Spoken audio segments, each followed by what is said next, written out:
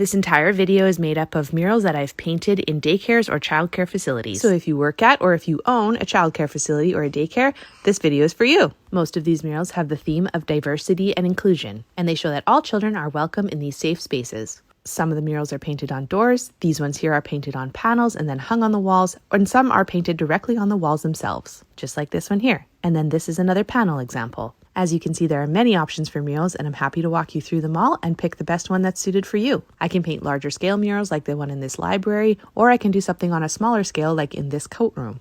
And as you can see here in this coat room, a mural can really fit anywhere. Even though this mural is really quite high, it still makes a huge impact statement when you walk in the room. And if you're thinking, I really don't have a full wall in the daycare to put something, well, check out this one. This one I painted around a hole in the wall, so I mean, anything is possible. So just contact me, I can walk you through the whole process and give you a free quote. I'm more than happy to help because I think all children deserve a little bit of color in their lives. Thank you so much for watching my video.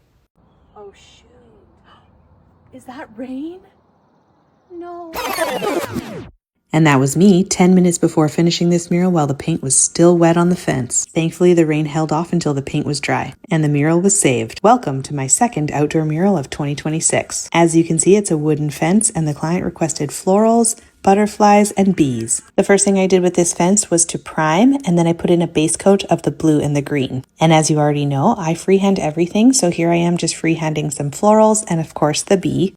This fence faces the street and is beside the house, and then on the other side of the house there's this little gate that I also painted to match. On this side I just went with a larger floral and then the butterfly and the bee, and here it is all done. I think it's so pretty to have two matching murals on each side of your house. You can see the gate there, and then on the other side of the house the rest of the fence. It's so beautiful in real life. I don't think this video does it justice. For the background of this mural, I went with a bokeh effect just to give it a little bit more of a 3D vibe and a little bit more life. And I really love the way it turned out. In total, this fence mural took me about 9 hours. Of course, there was some rain delays, but no big deal. I was able to save the mural because it had just enough time to dry before the rain came. Oh, the joys of painting in May in Canada. So far though, we're off to a really good start this outdoor season, and I'm so excited to show you guys what I have coming up. Thanks so much for watching. Do you remember a month ago when I said I was going to make my house more aesthetically appealing? So I started day 1 by painting this in my bar. So now it's day 2 and I've moved on to the bathroom. So like I said, I want this to be something aesthetically appealing, but also this bathroom is kind of small, so I wanted it dark and moody.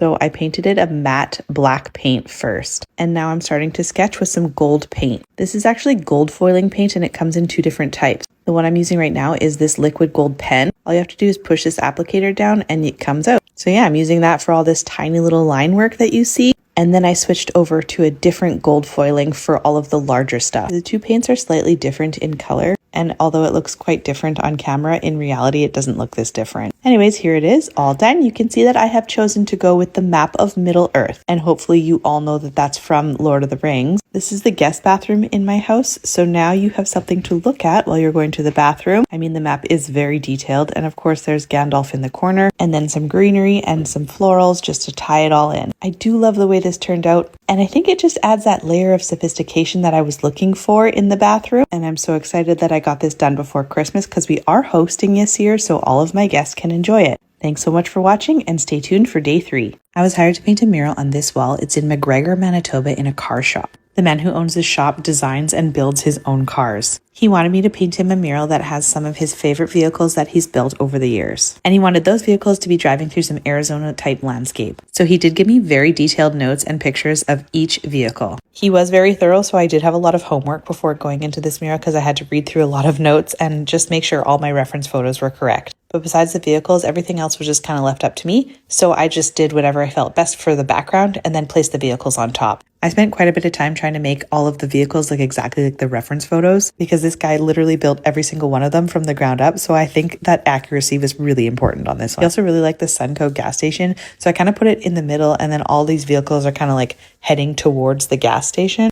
And a really cool thing about this mural is that halfway through I had to stop because he was going to install all of these lights. So I don't know if you can see this, but I get a little bit closer up here so you can see that there are little wires that run through this mural that I hid in, and I went back to paint them so that you can kind of see them hidden, and they run up to the Sunco sign that's actually lit up, and then all the cars have headlights that turn on, and then you can see the gas station here. It's also lit up. And these run on their own wires, and there are plugs in the wall that have been hidden as well. This little truck has little green lights and red lights that are all hidden in, so it looks really cool in the dark, although this video does not do it justice. Anyways, thanks for watching.